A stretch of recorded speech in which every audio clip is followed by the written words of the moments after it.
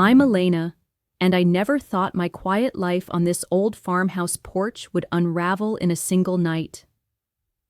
Under the pale glow of the kitchen light, with the scent of dinner still lingering, I watched my world tilt as my husband, Marcus, dropped a bombshell that shook the very foundation of our marriage.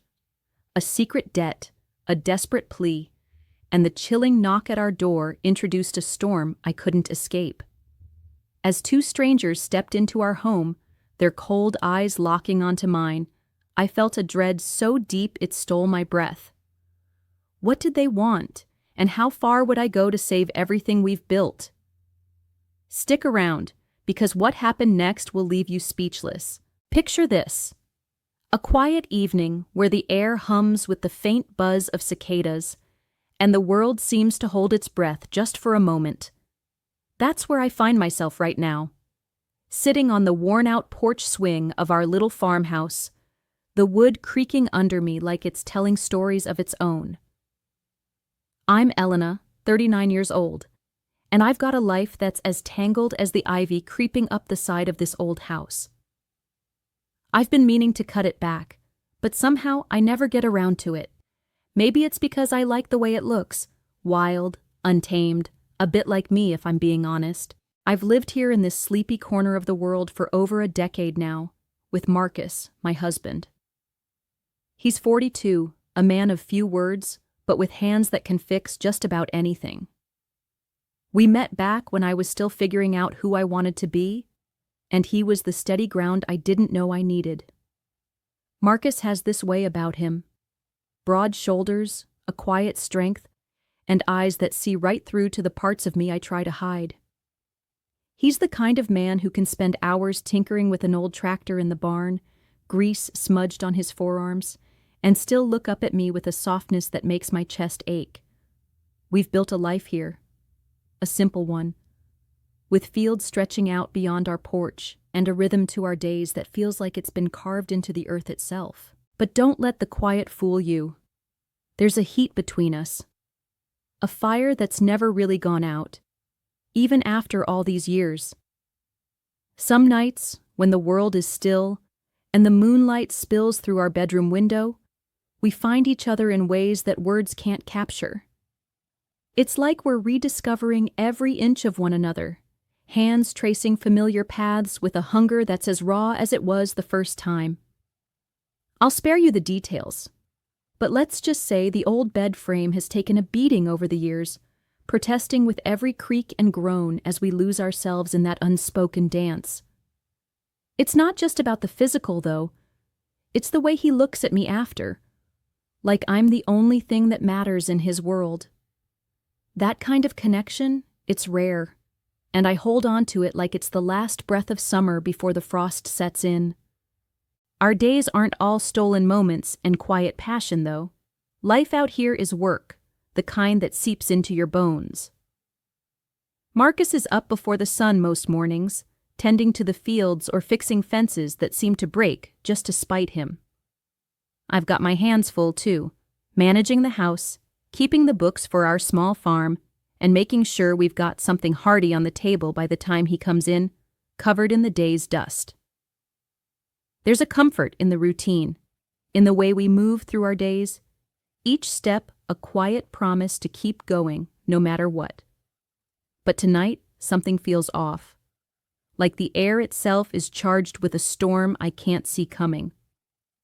I've just finished cleaning up after dinner, and now I'm sitting at our old wooden kitchen table, the surface scratched and worn from years of meals and late-night talks. The remnants of tonight's simple fare, spaghetti with store-bought sauce, still sit on our plates, a few stray noodles curling over the edges. The overhead light buzzes faintly, casting a harsh glow across the room, and it seems to carve deeper lines into Marcus's face as he sits across from me.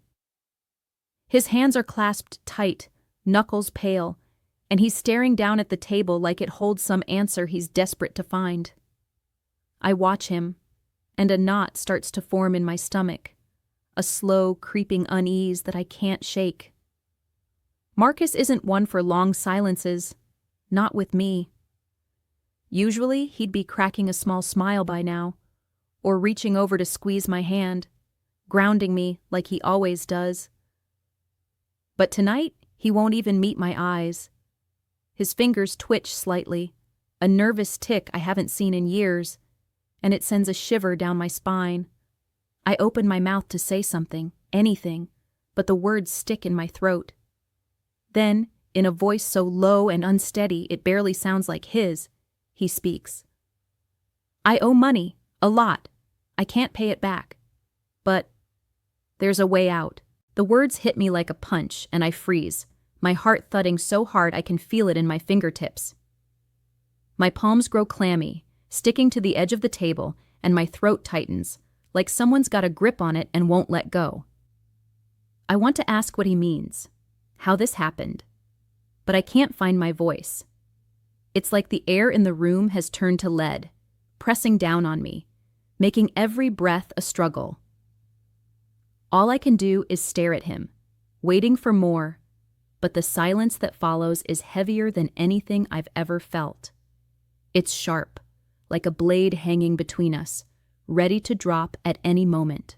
Finally, Marcus looks up, and the desperation in his eyes cuts me deeper than any words could. There's a pleading there, a raw, unspoken need that I don't understand yet, but it terrifies me all the same. They're coming tonight, he says, his voice barely above a whisper. If you help, the debt will be forgiven.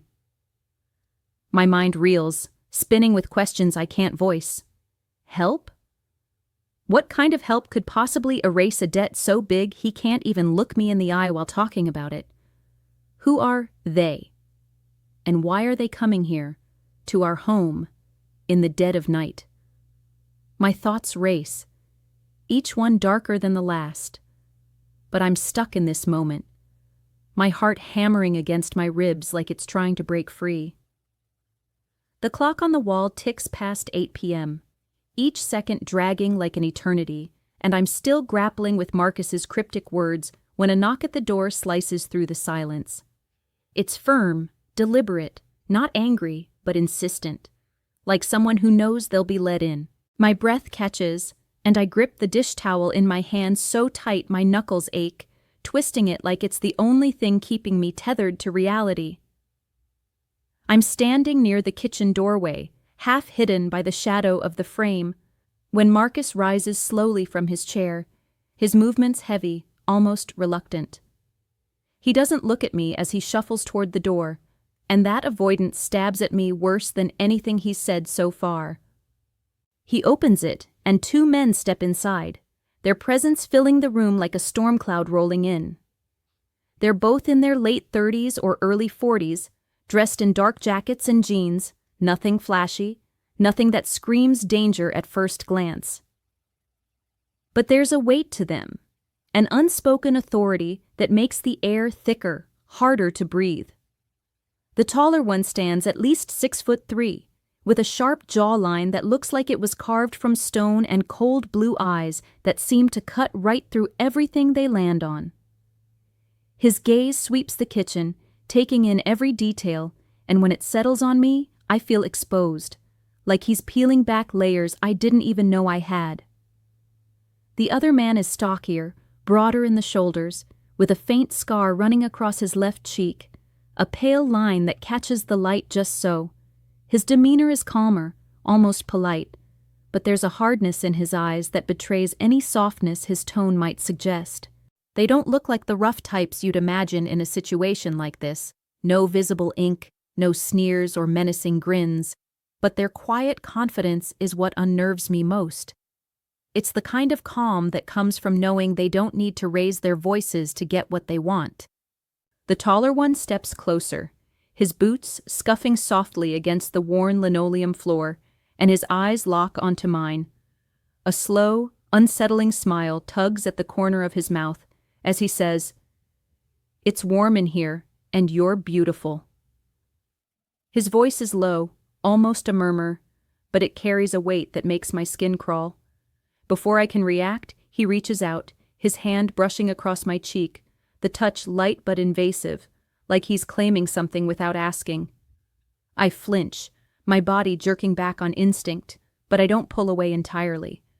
I'm frozen, caught between fear and a dizzying confusion that roots me to the spot. My heart thunders so loud I'm sure they can hear it, and I clutch the dish towel tighter, as if it could somehow shield me from whatever this is. I glance over at Marcus, desperate for him to do something, say something, anything. But he's sitting in the corner now, his chair pushed back against the wall, his broad frame hunched over like he's trying to disappear into himself. His eyes are fixed on the floor, unblinking, and the silence from him is deafening. It's like he's already checked out, leaving me to face this alone, and that realization twists something deep inside me, a mix of anger and hurt I can't even begin to untangle right now. The stockier man clears his throat, drawing my attention back. He's standing a few feet away, hands in his pockets, his posture relaxed, but his gaze steady. When he speaks, his tone is matter-of-fact, almost businesslike, as if he's discussing the weather and not something that's about to shatter my world. Your husband here, he's got a debt. Tens of thousands. Gambling, mostly. He can't pay it in cash, so we've come to an arrangement. A different kind of payment. His words hang in the air, heavy and cold, and as they sink in, my stomach drops like I've just stepped off a cliff. I feel the blood drain from my face as I'm standing here in the kitchen, the weight of the moment pressing down on me like a physical force. The air feels thick, almost surreal, as if I've stepped into a dream I can't wake up from. The familiar wooden table, scratched and worn from years of shared meals with Marcus, sits at the center of this nightmare, a silent witness to everything unfolding. I can still picture us here just last week, laughing over a simple stew, his hand brushing mine as we pass the bread. Now, that warmth feels like a distant memory, replaced by a cold dread that seeps into my bones. The taller man, with those piercing blue eyes that seem to see too much, gestures toward the table. His voice is softer now, almost gentle, which somehow makes it worse. "Why don't you sit right there, on the edge," he says, his tone carrying an undercurrent I can't ignore. My stomach twists, but I move slowly, my legs trembling beneath me as I perch on the table's edge. The cold wood presses against my thighs through my jeans, a sharp, grounding sensation that cuts through the haze in my mind. My breath comes in shallow bursts, each one a struggle, like I'm trying to pull air through a straw. My hands grip the edge of the table, fingers digging into the familiar grooves, as if holding on to this piece of my life might keep me from falling apart.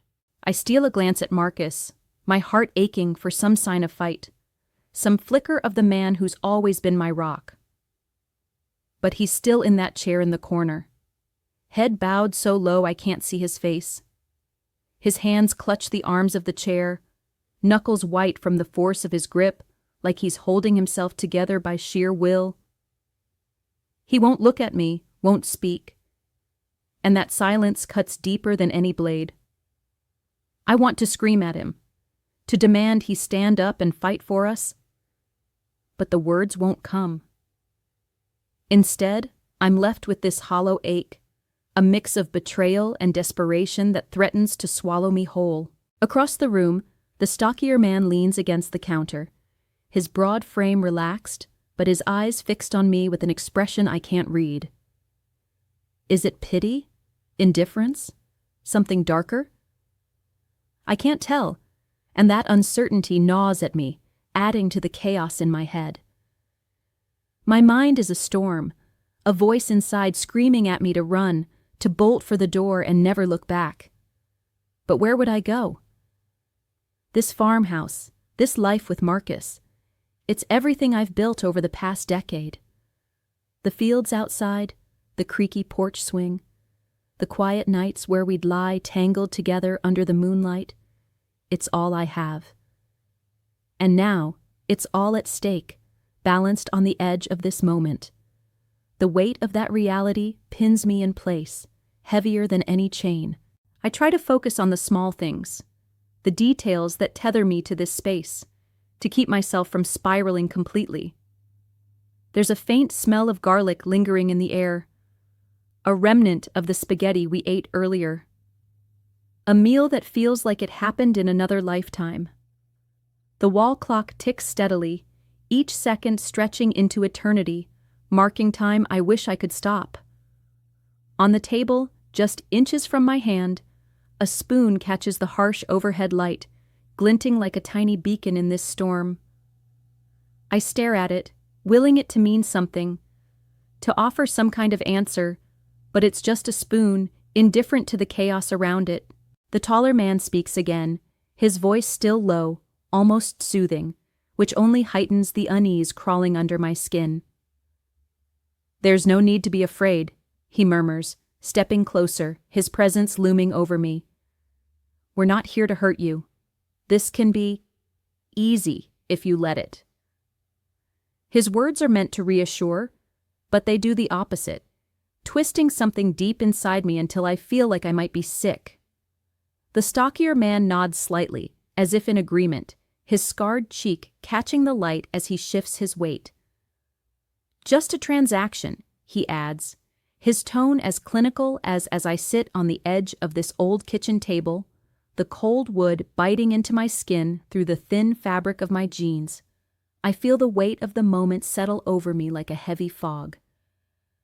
My heart is a wild drum in my chest, each beat echoing in my ears, and my fingers dig into the scratched surface, clinging to something familiar as the world tilts beneath me. The taller man stands close, too close, his shadow falling over me like a dark promise. His hand rests on my shoulder, firm but not rough, and it feels like a seal on a deal I never agreed to. The stockier man watches from a few steps away, his gaze steady, almost detached, as if he's seen this kind of bargain play out 100 times before. And maybe he has. The thought sends a shiver down my spine, cold and sharp, as I realize I'm just another line in their ledger. I let my eyes flicker to Marcus, still hunched in the corner, a statue of defeat carved from the man I thought I knew. His silence is a scream in itself, louder than any protest he could muster, and it tears at me, leaving raw edges where trust used to be. I want to hate him for this, for letting it come to this. But there's a part of me that understands the desperation that drove him here. That part keeps me still, keeps me from running, even as every instinct begs me to flee. The taller man's hand shifts, sliding down my arm, and the weight of it feels like a transaction, a cold exchange of flesh for debt. It's not just his touch, but the intent behind it, the unspoken agreement that I'm the currency to settle Marcus's sins. My skin prickles under the pressure, a mix of dread and something I can't name, something that churns in the pit of my stomach. The table beneath me is an unyielding anchor, its surface chilled against my warmth, a stark reminder of where I am, our kitchen, our home, now a stage for something unthinkable. Every creak of the wood as I shift, as the moment unfolds, sounds like a betrayal, a crack in the foundation of the life Marcus and I built together. I can almost hear the echoes of our laughter over countless dinners here. The clink of forks against plates. The quiet promises whispered in the dim light. Now, those memories are drowned out by the harsh buzz of the overhead light, by the heavy breathing in the room, by the way each sound amplifies the surreal horror of what's happening. The cold seeps into me, contrasting with the heat that builds from the tension, from the nearness of these strangers. And I'm caught in a storm of sensations I can't escape. I won't lie to you, there's a part of me, buried deep beneath the shame and the violation, that feels something else. It's a twisted, forbidden thrill, a rush that I despise myself for even acknowledging. It's not about desire, not in the way you might think, but about release, about breaking free from the monotony of my days, the endless cycle of farm chores and quiet nights. In this act of sacrifice, there's a strange, dark power, A sense that I'm taking control in the only way I can, even if it's wrong, even if it's tearing me apart.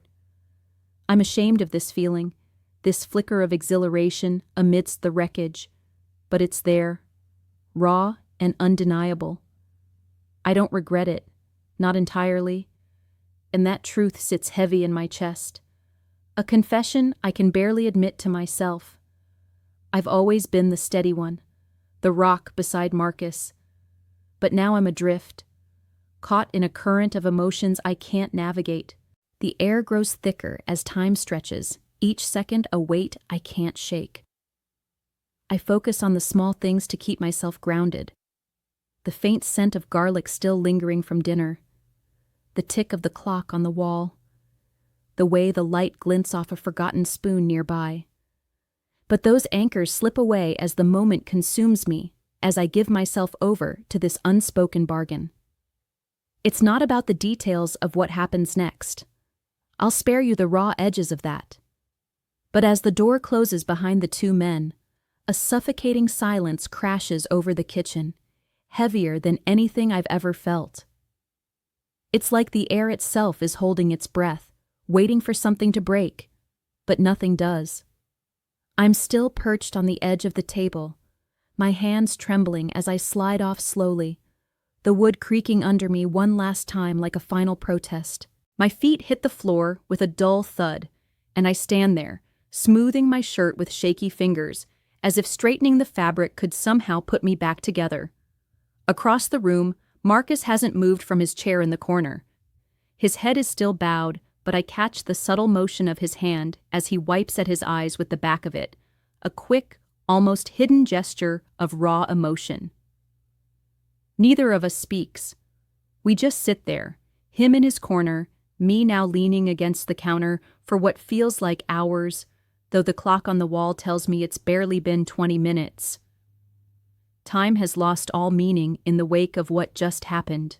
I let my gaze wander around the kitchen, taking in the familiar sights that now feel like they belong to someone else's life.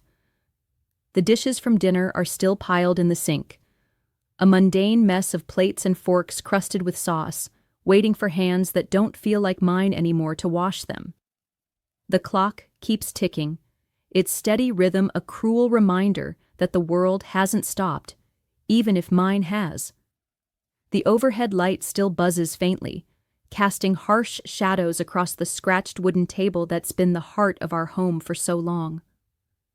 Everything looks the same, down to the faded floral curtains fluttering slightly at the window, but it's all wrong. Tainted.